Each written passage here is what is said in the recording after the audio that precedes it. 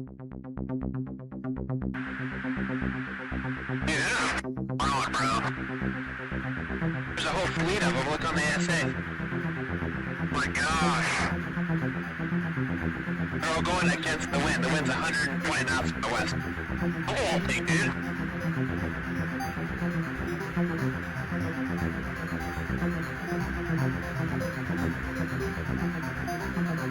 That's not our LNS though, is it? It's not. That is an LNS, man.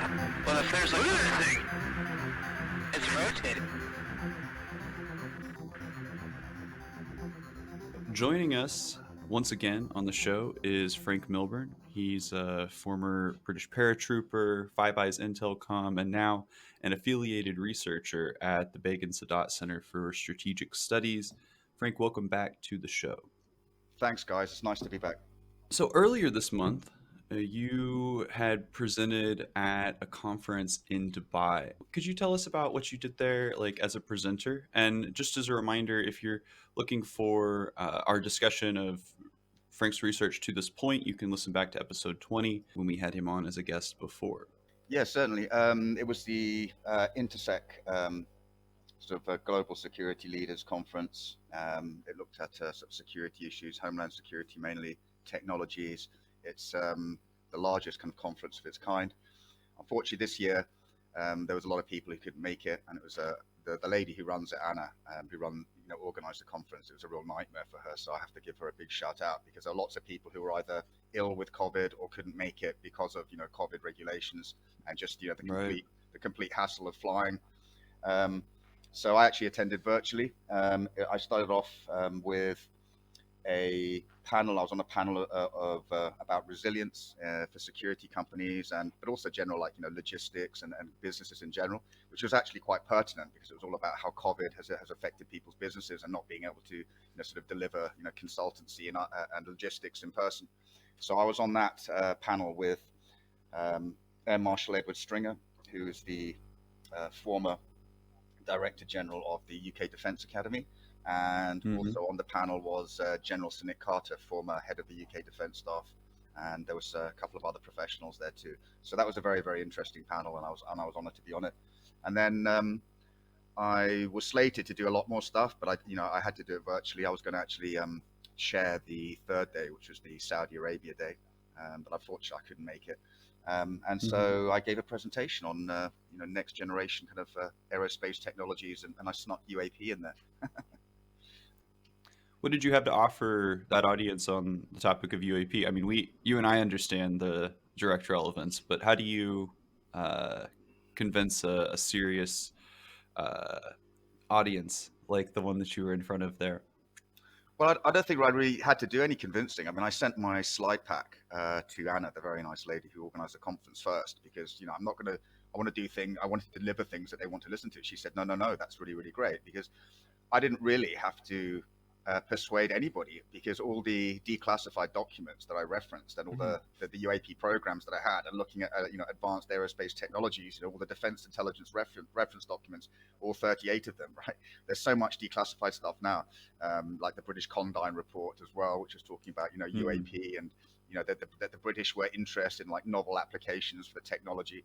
So really, the documents sold themselves.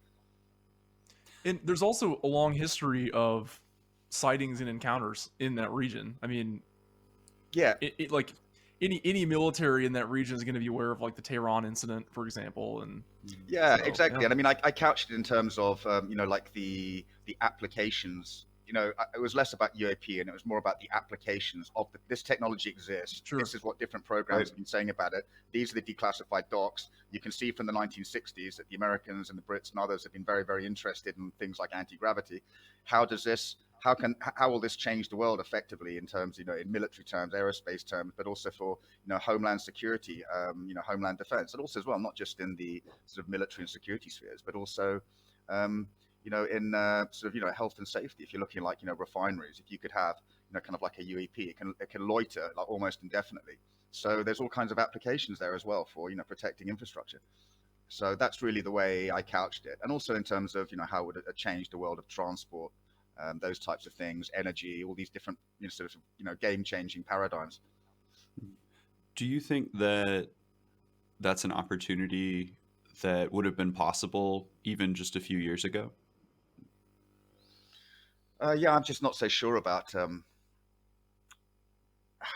how and when this technology will actually be kind of disseminated to the wider world. Because actually a big part of, well, not a big part of my presentation, but I had at least 3 or 4 slides, which very kindly a scientist that I spoke to, someone who's actually been working on UAP for quite some time, someone who knows a lot about the free energy aspects of it, and who's been telling me consistently that it's it can be highly dangerous as well. And I've spoken about this on other podcasts.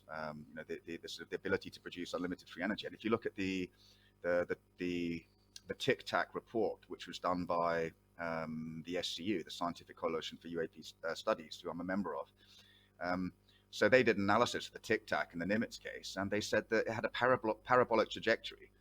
It was producing, the equivalent energy of a tactical nuke like per second. Right? So that's a hell of a lot of energy that these things are putting out. So imagine that in terms of free energy. Imagine someone turning that into a weapon, and there are numerous sort of state and non-state actors. I think principally kind of people like Iran and Hezbollah. They're not stupid.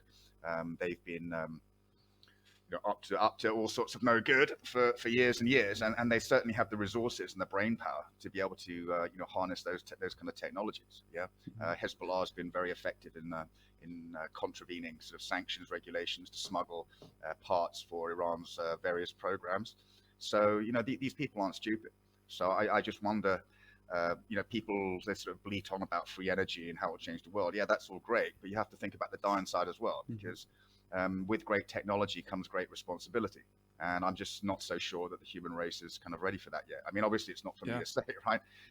I appreciate you sort of giving us that again, because I think that that's one of the places that we arrived at the last time that we spoke. And it's something that I think that Austin and I have both gone away from and thought about a great deal, actually. And I think that that's a lot of where we want to sort of get to sitting down this time, is talking about UAP and next generation technology in the context of sort of that next frontier or phase of mutually assured destruction, right? That the next stage of weapons development is sort of reiterating that geopolitical situation. And so we're gonna get down and sort of talk about that, the national security motives of UAP research, how to try to get normal people to feel like they should be interested in it and have a stake in this beyond just sort of an academic or more idle fascination. And I wanted to start with the Gillibrand Amendment to the National Defense Authorization Act, which created a UAP task force, which will produce an annual report sort of in concert with its opposite number in the Defense Department, and there's going to be some sort of dialoguing between the two, maybe some redundancy, but nonetheless, the creation of this task force will produce a report, and we had characterized it last week as hopefully an anti-blue book, right? Which we took to mean, rather than dissuading and misinforming as maybe prior programs had set out to do, the UAP task force will hopefully do something sort of inverse to that, or maybe even opposite. Do you share that optimism? Do you think that we're going to see the UAP task force produce a report that gives us more transparency on the issue? What people in Congress will get will be very different from what the public gets. Okay, right. So there'll be transparency in terms of what's being told to Congress, but they're not going to be divulging. And I said this before the UAP report in June last year. They're not going to be talking about anything like platforms, capabilities, sources, and methods, right? They're just not going to be doing that. So I don't know how much more we as the public will get out of it. I hope so. And I've said, I've posited it. Why couldn't like the DoD and others in the intelligence community, they could produce data from platforms that are long since obsolescent, right? Like, from the 1950s, the 1960s, the 1970s. There's no reason why they couldn't release those, because it's not going to harm American capabilities. So that's one area. In terms of hopeful about it, I'm hopeful about the Gillibrand Amendment, even though there were bits cut out of it to make it into the NDAA. I'm hopeful because now it's been mandated by Congress, and Congress, they've got the bit between the teeth about it, and it's like, you will report, and if you don't share data info between yourselves, then we'll want to know why data's been withheld. And but at the same time, I am worried that there's always room for obfuscation and kind of delay and slowing things down. And I've said before that my concern is that with the setting up of this sort of separate office, right, by DoD, they made this announcement just before the NDA was passed into law. So you could end up having with two offices. Are they going to be merged? Are they going to be working side by side? Are the DoD and the intelligence community, effectively the Director of National Intelligence and the Secretary of Defense, are they going to make sure that all the information, everything they're doing and everything they're giving to Congress, does it just follow the letter of the law, or does it kind of like fully follow the spirit of the law? Okay, right. So there's two different things there. The part that was taken out for this to have been passed was like, originally they were talking about collaboration with like SCU, Galileo Project, and these other organizations that study UFOs, UAP. That's no longer part of it. So now, like, the data they're getting is just coming from, within the Defense Department or whatever, the military. And whereas had that originally been in the bill, we would have been also getting data from civilian organizations that could have been more interesting, especially if the data coming from within the military is sanitized, basically. Mm-hmm. Yeah, the takeaway I had from that, and I did spoke to Chris Mellon about this. I speak to him kind of fairly regularly. And I asked him previously, are you and Lou likely to be sort of representing Galileo if this amendment goes through? And he's like, oh, well, it's too early to talk about that. I mean, he's a humble man. He's not an arrogant man at all. And he didn't want to kind of jump the gun. He said, I think we're kind of jumping the gun if we say that. But then later on, I spoke to another source, and that source was, in the loop. And they said the fact that Lou Elizondo and Chris Mellon were going to effectively be, sort of representative from Galileo. They said that, people at the DoD and the IC did not like that at all.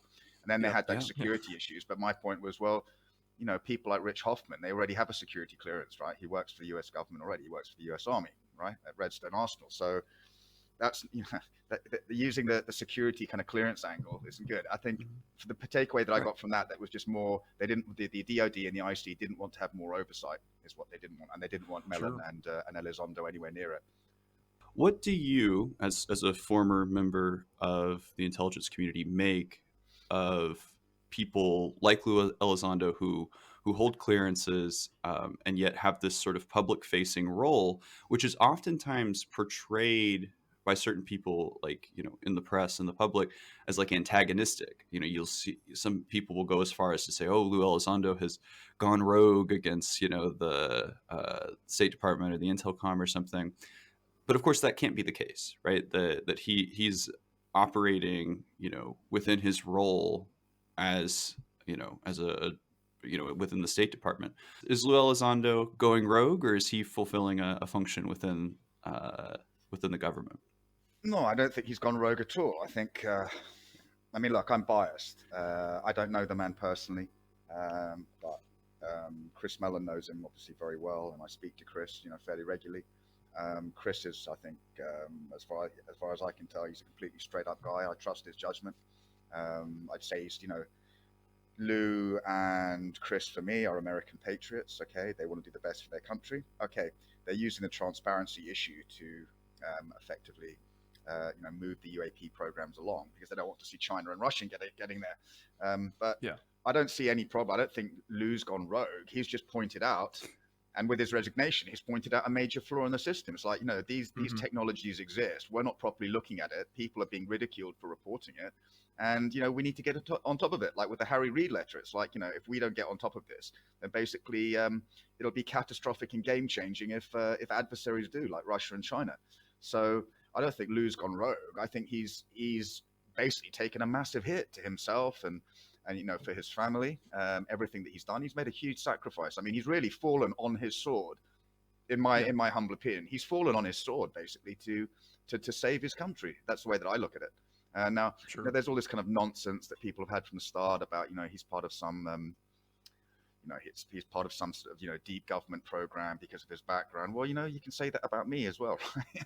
So, I mean, it's kind of silly. Look, I don't think Lou and Chris, they're not all about transparency. They're not doing it for UFO Twitter, right? So that they're not about opening the hangar doors and seeing the aliens and formaldehyde. They're not about that at all. They're about taking control of the UAP programs and doing it properly and getting there before China and Russia do. But at the same time, greater transparency on the issue, because it is the greatest issue basically facing humanity, in my humble opinion.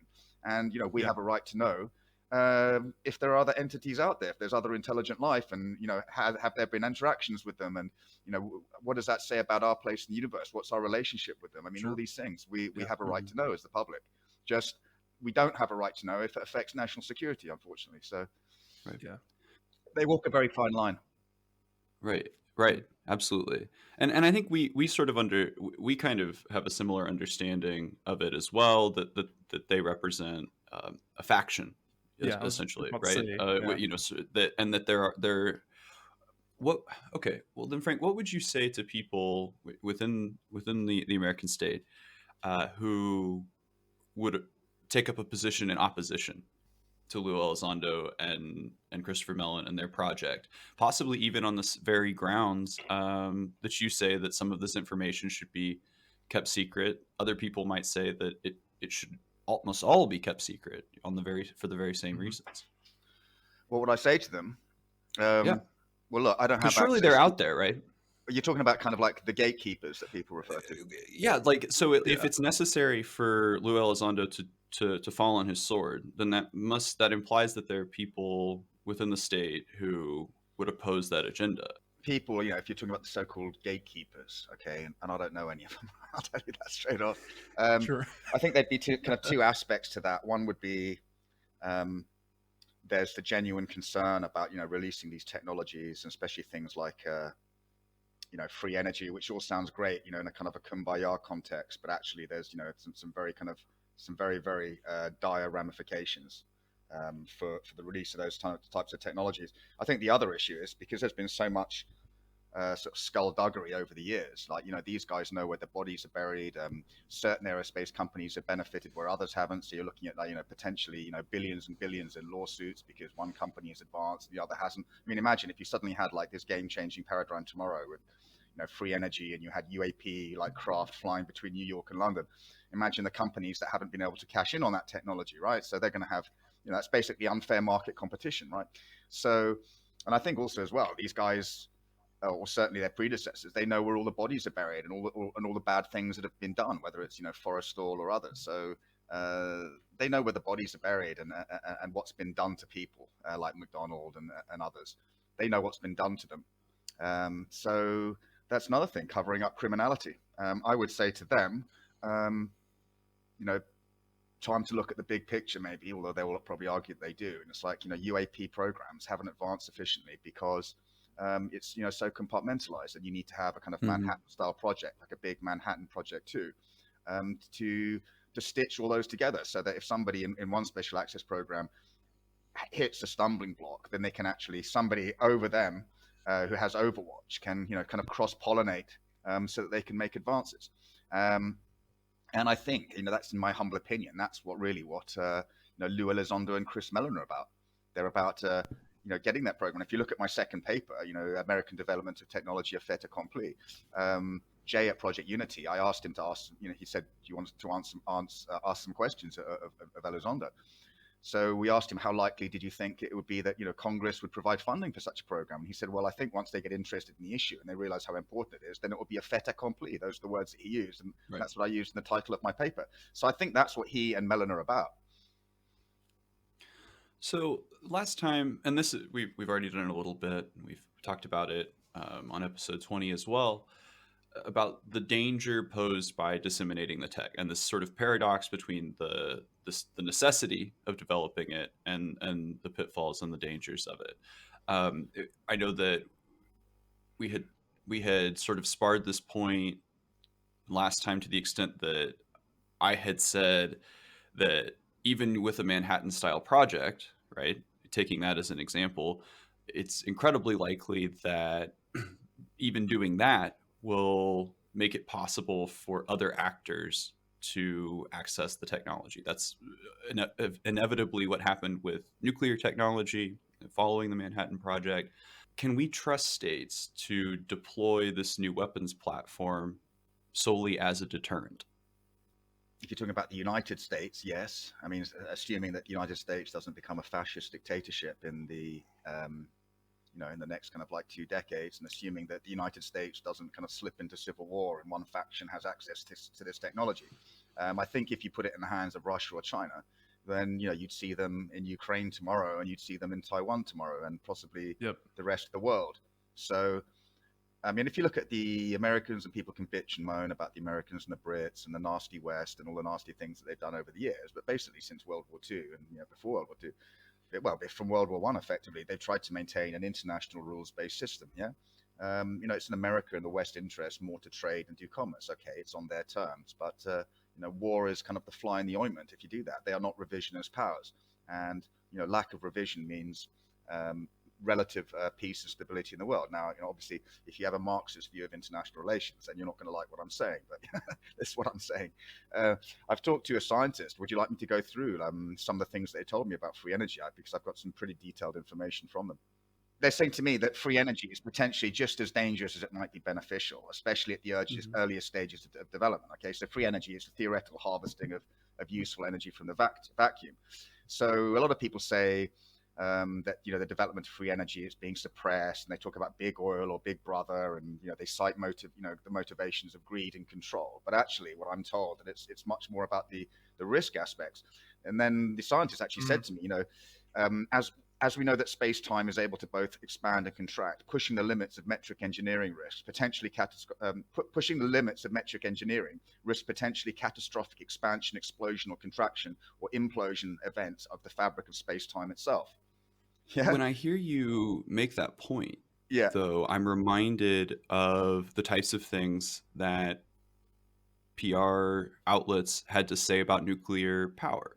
There were fears that they would set the atmosphere on fire, that a submarine detonation of a nuke would open up a hole in the ocean and all the water would run out like a drain, right? Like these were fears people had.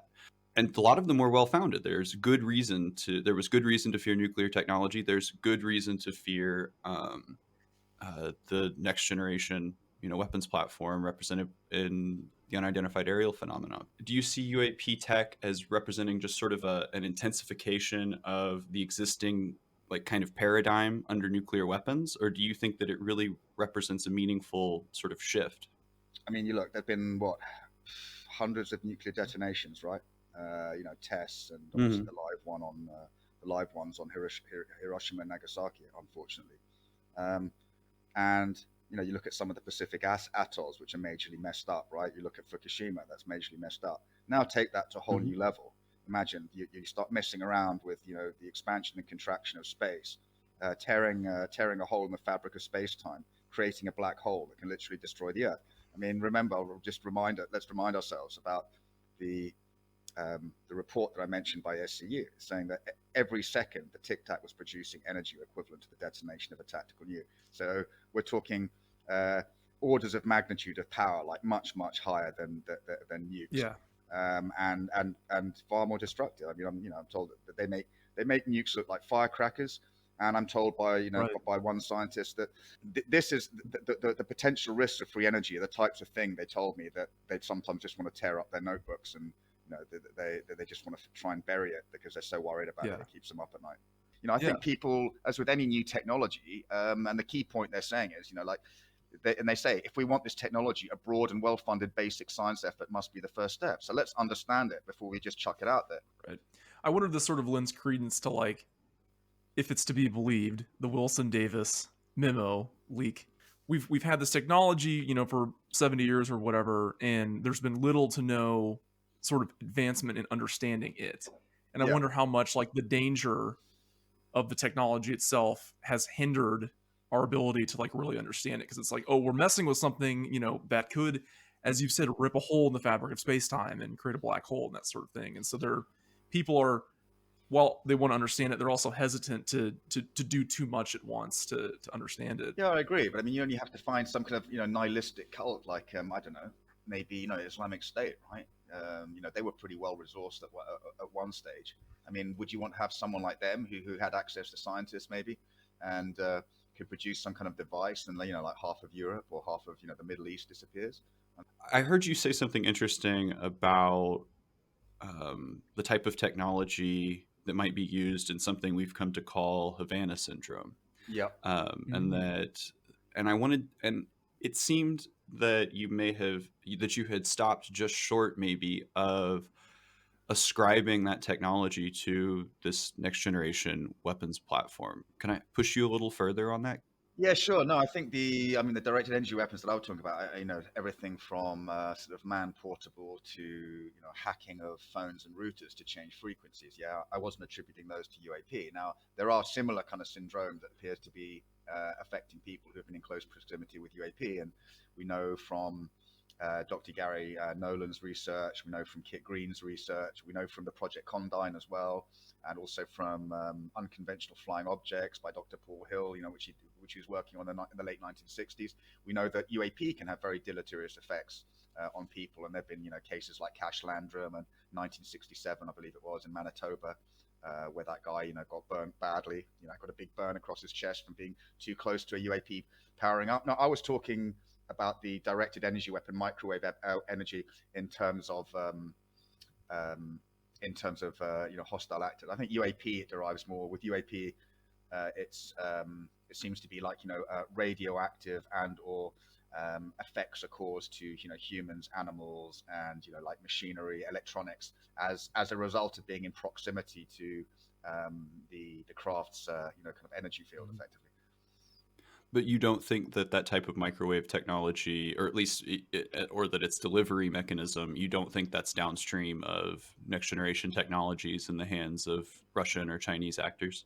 I think any reasonably well-resourced non-state actor can get hold of a directed energy weapon, now a portable one. They might not have the hacking expertise to start messing around with people's phones and stuff. But I mean, you know, one of the scientists I spoke to, they actually showed me they've got like a mini Faraday cage, like a pouch that they put their phone in. I've actually just recently as well, I was over the last few days, I was sent some really, really horrific pictures from a couple of victims about what the microwave energy actually does to you. And, wow. one of them was their spine was completely blown up. So if you imagine like somebody's spine, you've got the knobbles, right, the vertebrae going down. I mean, they had like, it was like, you know, almost the size of a small fist, like the vertebrae sticking out of their spine. And they told me that the microwave energy had literally kind of like, you know, cooked off the fluid, the spinal fluid.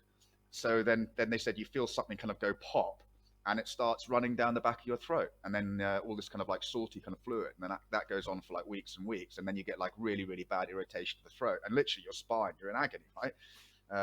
So, and I got sent some other terrible pictures, you know, like facial kind of lesions and burns, and it's just really, really nasty stuff. I mean, when you actually see it, like somebody sending it to you, and you've seen that person's face, you know it's their body, right? And it really, really is nasty.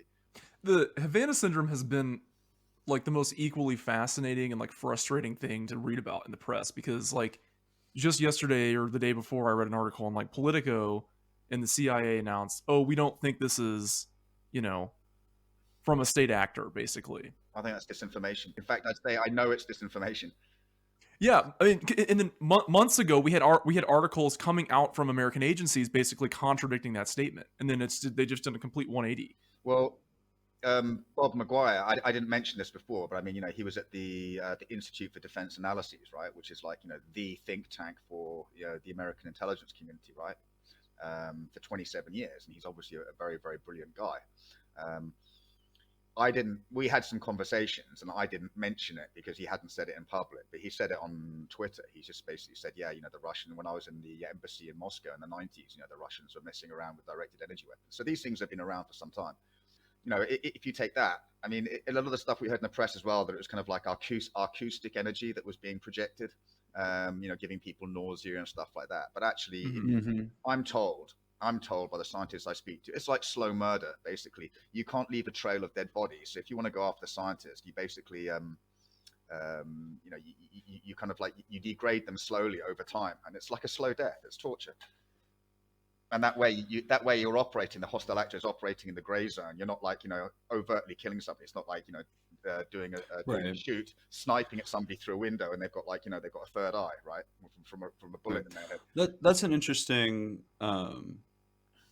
read on it, because I know that a lot of the skepticism on this had been based in sort of like not understanding why a state or anyone would invest in this technology to seemingly produce a kind of small outcome, right? Or something that it seems like the amount of investment in that technology to, upset some scientist's stomach, it seems like there's an incongruity there.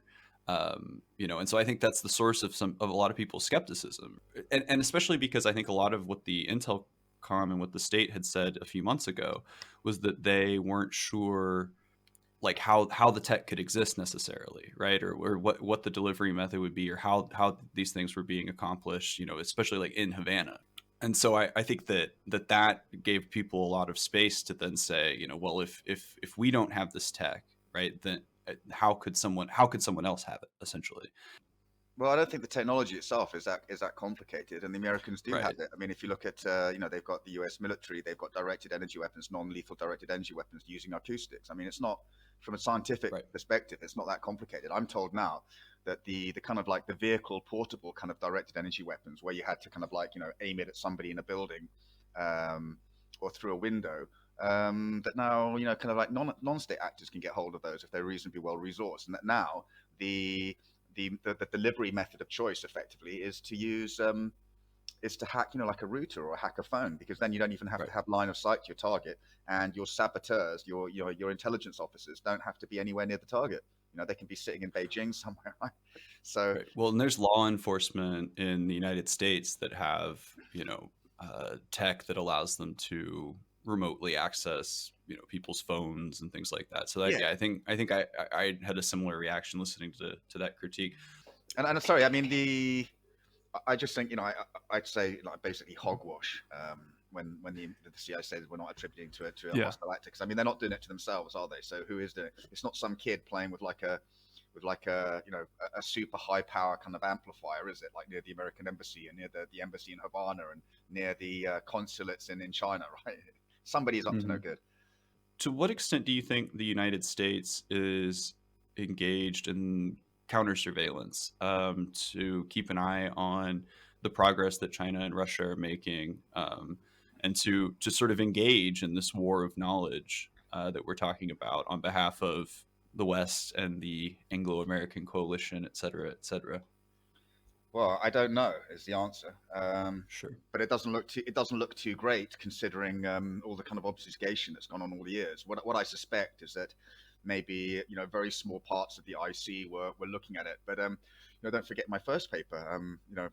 Bob McGuire, Chris Mell, and others, they talk about the stovepiping, right, in the different parts of the intelligence community, and also don't forget the parts of the DoD. DoD has parts, various agencies which are parts of the intelligence community. So it's the DoD and the intelligence community, the intersection of them.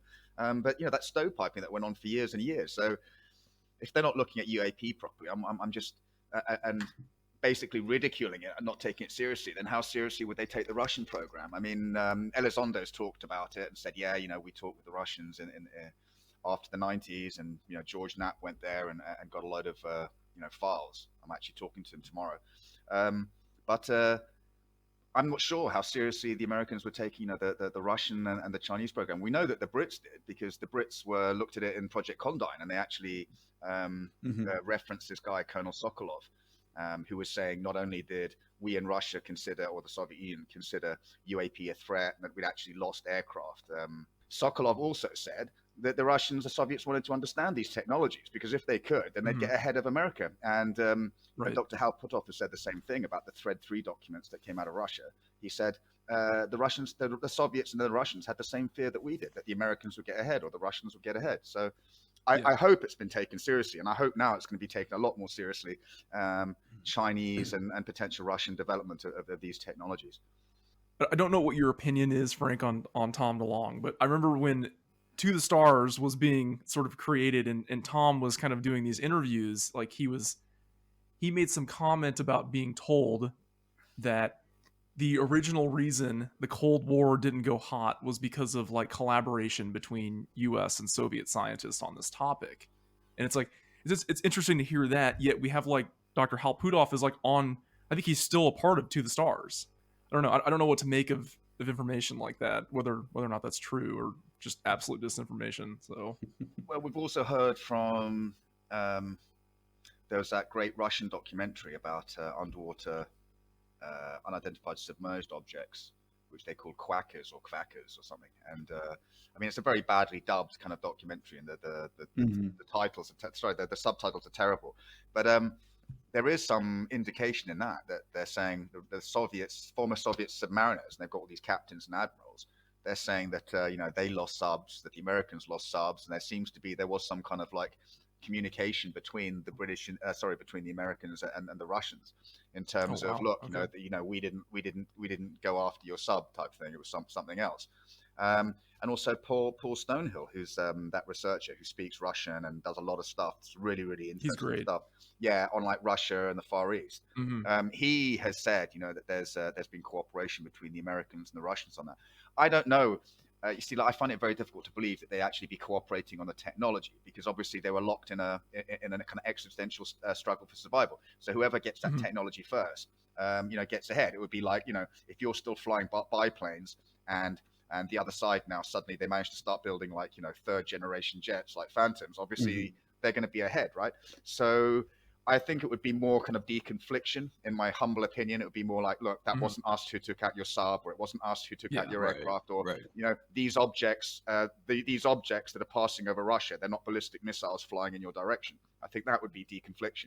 That both sides understood the possibility for miscalculation by misidentifying UAP activity. That's what I believe. What is your reaction, perception, analysis of the community that's forming online around this topic? I think in terms of work, I mean, there's some very good work. I mean, if you're not just talking about Twitter, but I mean, a lot of it is sort of announced first on Twitter. But I mean, I've mentioned like Liberation Times recently. They've really become a go-to source for me. You guys put out great podcasts. There's a lot of great podcasts out there. People who are seriously approaching this. But as you said, there's a lot of crap out there. If you strip away kind of like there's nothing wrong with being skeptical, but if you strip away like all the debunkers who are debunking just because they can't deal with like, this new kind of paradigm, if you strip away all those people and you strip away all the kind of like the really clueless idiots who don't add anything, there's some really good work being done out there. I think I have a problem with kind of like the old school kind of like UFO crowd, because a lot of them, they cling to these kind of like, sort of like these UFO kind of like myths and legends, which is out there. And also, the free energy, yes, lovely, let's have it out in the world. And they don't actually think, well, what are the potential consequences of it? And a lot of that is, unfortunately, it's tied up with kind of far left wing politics, because people, they see UAP and the kind of like the nasty state. They see the keeping of the non-transparency of the UAP issue attached with like, the fascism of the United States government, or the fascism of the British government. So they just want to basically tear down all the walls. So tearing down opening the hangar door and seeing the bodies in formaldehyde and the craft floating there just above the floor is the same as tearing down the American government for a lot of these people. And that's a kind of really fringe element. But unfortunately, there's far too many of those people. A lot of times on sort of the far left, right? There's just not even really an interest in the topic in general, in part because there's just this dismissing of it's related to the state. It must be evil, right? But I also think that to key on what you're saying about sort of the nature of the more old school UFO community, right? We know that there are elements and facets of that were stoked by the intelligence community in the United States in the middle of the 20th century. That as Americans became sort of increasingly disillusioned and sort of conspiracy minded in the middle of the 20th century, that there were efforts to sort of emphasize this as an effort to delegitimize other conspiracies that were sort of floating around in American society. Yeah, I mean, look, I can't tar people with a broad brush, but I would say one thing. I mean, if you're in the 1950s, the 1960s, 1970s, or now, if you're a clueless conspiracy cretin, then anybody in government who's trying to manipulate you has their work cut out, don't they?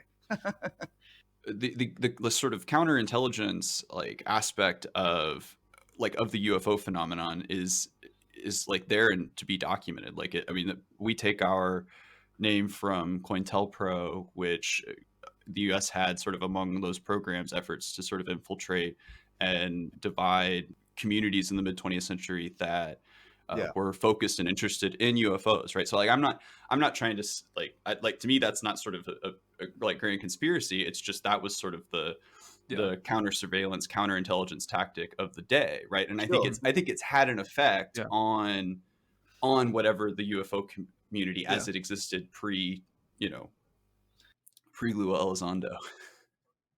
McCarthyism was the big one, where you're kind of like seeing, everybody's like, you have to see a red under the bed, like everywhere you look type thing. So I can understand how those things would kind of, disseminate to people. But look, in this day and age, right, we've got instantaneous access to kind of almost unlimited sort of information that's out there. It's really down to people to do their research.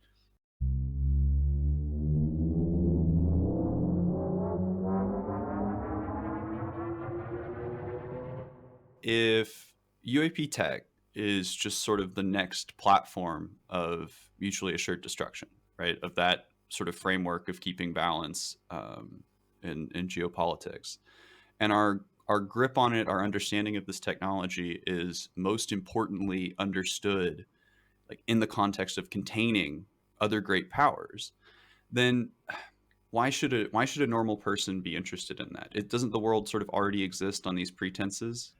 Well, not really, because it's not just about deterring other powers. It's about you've got the whole paradigm of very ruthless and very well resourced non-state actors. Like whether it's Hezbollah or whether it's Islamic State, right? And don't forget, like the traditional deterrence theory is that the both sides have a credible deterrent in terms of if we're talking about nuclear missiles, right? So both sides have a credible deterrent. Okay, both sets of decision makers are rational, and both sets of decision makers know this to be the case. So there's less room for miscalculation, because we know that you're rational, you know that we're rational, that we really don't want to blow up the planet. Just we've kind of got each other in a balance of terror. Okay, but I would have to question, well, what happens if you have an increasingly paranoid Xi in Beijing, where he's basically being told by yes men what he wants to hear, and the policy of the policy of the party comes before the policy of the state. The survival of the party comes before the survival of the state. So I have to ask, well, where does rationality, where does the idea of the rational actor go there? If someone like a religious zealot group like Islamic State got hold of this type of technology, are they a rational actor? Can they be deterred? So the only way I see it is that you can't allow anybody else to have that technology. You have to keep it for yourself. And all these people who blame the United States and say, oh, it's evil and not allowing this technology out. Well, what do you want? Do you want it to allow this technology out and the world goes to shit? I certainly don't. I mean, it's better if it's kept under wraps. Sorry if in the meantime we can't try and save ourselves and the planet. We can't reduce pollution, and we can't kind of reduce poverty in the world, and all those types of great things that I think any normal person would like to have in the world. In terms, but you have to look at the horrific way that humans look at what Islamic State did recently. I mean, to all the people, like to the Yazidis and the Kurds, and the Shia and the Christians in areas that it conquered, to the gays, right? Look at all the nasty things, right, that Islamic State did. Do you really want to have a technology out there that somebody like that could get hold of? You don't. Human beings are not ready for this type of massively destructive technology. That's why it's got to be hidden away. Yeah. And we've already shown that we're not, capable of using nuclear, power. I mean, the Americans bombed the Japanese, so we've already used the most destructive technology we've ever created. And how? Sorry, I was going to say, and how close, like Cuban Missile Crisis and other crises that we maybe don't know about. How close have we come to the brink? Mm-hmm. I'm sorry, there's a Absolutely. great article as well, Liberation Times. There was an Indian researcher there who did a fantastic piece on the potential for miscalculation between Pakistan and India, and how, Right. on the Pakistani side especially, it's kind of like, they view things through a religious lens. So if they see UAP, they might freak out. What I'm trying to sort of drill down on here, though, is that we talk about this tech and this topic as though it represents like a paradigm shift, right? And I think that in a lot of ways it does.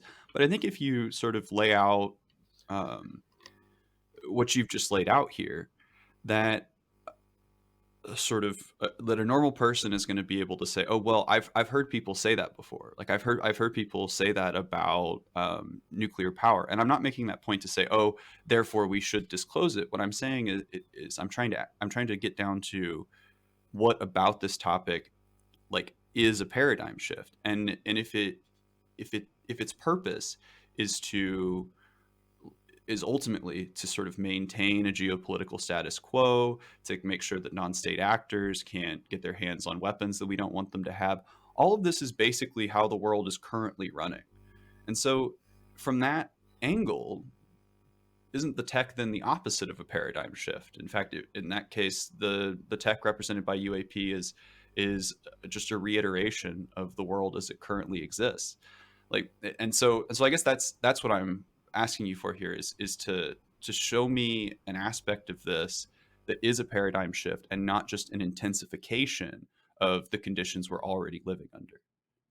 The paradigm changing aspect of UAP is that if China ever goes to war over Taiwan, whether it invades successfully or not, that is because American deterrence has failed, right? Because the Chinese no longer view the Americans as being able to, one, deter the Chinese from attacking Taiwan, two, being able to intervene to basically throw the communist Chinese out of Taiwan, and three, being able to operate effectively without suffering, like horrific losses, which the Americans would. Okay, like their carriers don't want to go near the Chinese coast in time of war because the Chinese have carrier-killing missiles, which puts the carriers and aircraft out of range of what the Americans would want to attack. Right. So, if we look at it in terms of a paradigm shift, if America can successfully develop deployable platforms, UAP platforms, you will have a deterrent, and the other side don't have that. You will deter China, Russia, every other malign actor for doing anything bad effectively. If Iran doesn't want to play ball with its nukes, you have these technologies. You just fly overhead and you just neutralize their nukes. You don't have to kill anybody. You just neutralize the nukes in the silos, as UAP have done to the Americans and the Russians, right? So that's the kind of paradigm changing shift that we're talking about. Mm-hmm. And I believe, hopefully, so long as America doesn't become like a fascist state, then those weapons would be used, responsibly to sort of perpetuate American. I mean, look, I'm biased, right? I prefer the world with America running it, basically, and perpetuating a rules-based international system. Other people don't. They want to overthrow that. Well, do you want to live under China? Do you want to live in a concentration camp in China like a Uyghur Muslim or like a Tibetan or like some member of the Falun Gong? Do you want to be in some, nasty gulag like Navalny just because you oppose the state in Russia? Yeah. Frick, do you think that's do you think that's a realistic portrayal of the aspirations of China or Russia? They appear to have almost exclusively regional interests. That might be a compelling argument to people in Taiwan or the Ukraine, but yet I doubt that even they would want to see us engage in some sort of conventional or proxy conflict over it there either. And I guess this is sort of, and this is I'm kind of glad you said it, because this is angling directly at sort of what I'm kind of talking about, is that I think that people I've heard people say it, that you've said it here, that people kind of jump to that it's like, oh well, China and Russia have regional interests, right? And if we allow them to pursue it, then we will be living like people in China do, or we will be living like people in Russia do. And I think there's a jump there. And I think it's especially strange to hear when you consider that what we're really talking about is using our global international empire to stop another state from pursuing a regional interest on the grounds that they are world dominating imperialists. And I think that Well, they said that they want to dominate And the world. They've said that. They've declared that. well, China. but there's economic domination, right? And then there's literally saying that like they want to replace the American state with Chinese state capitalism or something, right? And I think so when we're sort of having this conversation, right, we're talking about risking world conflict and all of its consequences, whether that's occurring with nuclear tech or with the next generation tech, and we're talking about risking it to prevent regional powers from pursuing regional interests. And I wanted to sort of transition that to this conversation about a kind of opportunism, right? That I think that like with UAP tech, when you talk about sort of like supplanting the mutually assured destruction of nuclear power with this other type of technology, that the paradigm shift then seems to be this idea of an unimpeachable supremacy of like American and Western power with this technology, and that is the significant paradigm shift. I wonder if, given sort of what I've laid out there, can we still justify taking the world to that place over Taiwan or over Ukraine, considering that that's sort of really what we're that's the real comparison. You could have asked the same thing about Poland in 1939, right? In 1940. Yeah, you could ask the same thing about Czechoslovakia in 1938. I mean, when do you allow kind of like regional bullies? And China does have global aspirations. A lot of the think tank stuff that I'm reading, and they basically declared the Chinese leadership want to have a world where basically China is dominant militarily. They've said this openly, dominant in technology, the largest economy, and America is basically confined to influence within the continental United States and kind of like South America, maybe, right? Okay, Ukraine isn't just about Ukraine. Ukraine's also about Europe, because what's next? If you allow Putin to take Ukraine, then what's next? The Baltic states? Okay, those have got it also like opens the door for other countries to be like, oh, Vladimir Putin did this, we can also get away with this, because all the US is going to do is inflict economic sanctions on us for doing that. Guys, people it's quite clever in Ukraine, because then also people take the ball off what Russia has done in Syria. Where is Syria near? Syria is near the Suez Canal, right? The Russian naval base at Tartus, which they've expanded, okay? That gives them basically access into a whole of the part of the Eastern Mediterranean that they didn't have from the fall of the Soviet Union.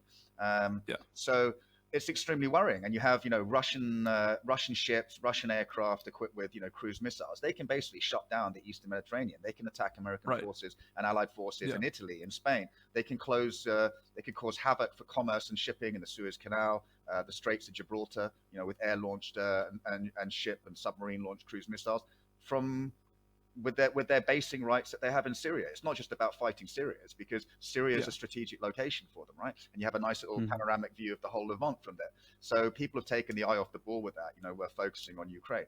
But this is my opinion.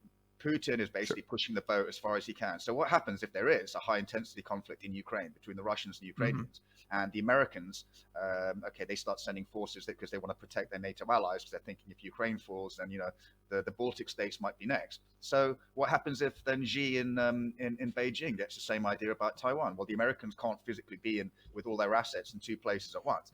We're past the days where the Americans had the ability, win, hold, win. You fight one conflict against a near peer adversary while basically holding off a near peer adversary in another theater. Those days are gone, right? Those days are gone.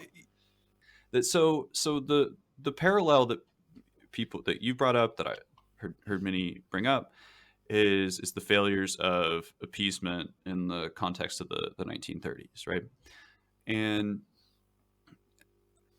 I'm skeptical that that's the historical analogy at this exact moment, right? Not that it could never be, but it seems to me that a lot of what we're living in right now is much more analogous to the moment before the First World War, in that we've had a political and economic sort of stagnation amongst the great powers, right? At least amongst the great military powers. And there seems to be, it's hard to imagine sort of a direction for these societies to go in that isn't towards conflagration and conflict.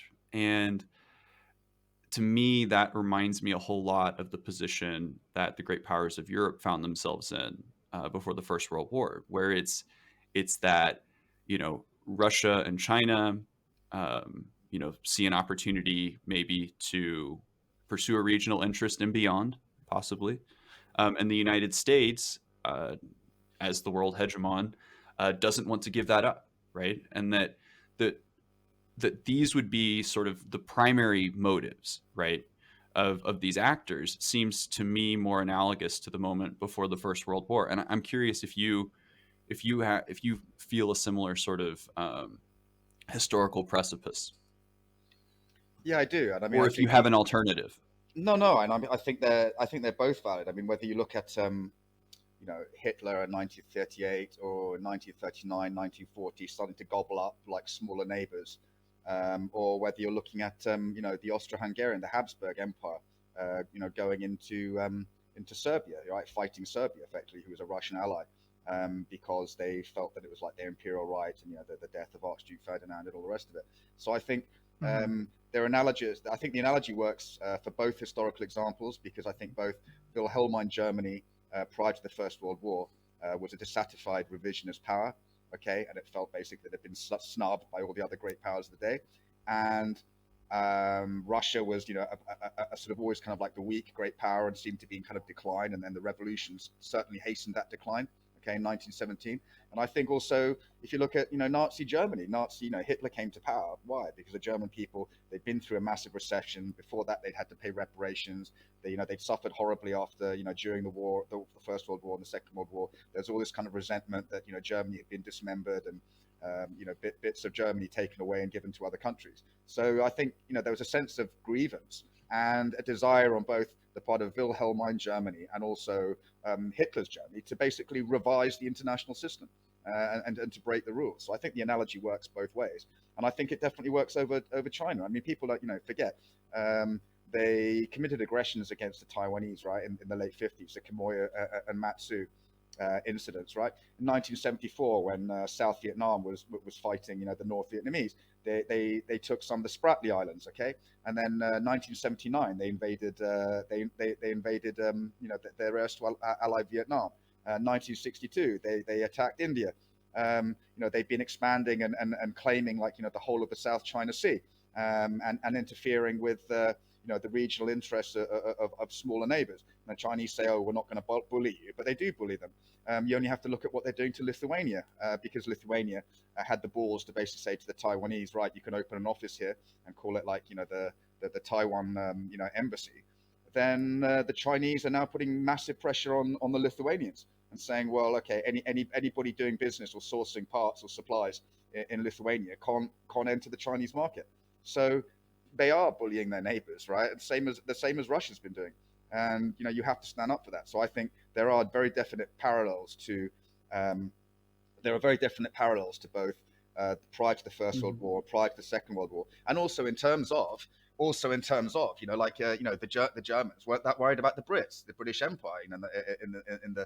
In both the First World War and the Second World War, the Germans believed that they had a good chance with their alliance system. They believed that they could win. It's the same thing now. I think that the Russians and the Chinese increasingly think that they can get away with bad behavior. And if you look at the balance of forces in the Indo-Pacific between China and America, I believe the Chinese, they've been heavily investing in that. And they're going to get to a point where they believe that they're not being deterred by the Americans anymore. And they see America as, as a power in decline, as, Hitler, was telling his people, the others are power in decline. Look at Russia.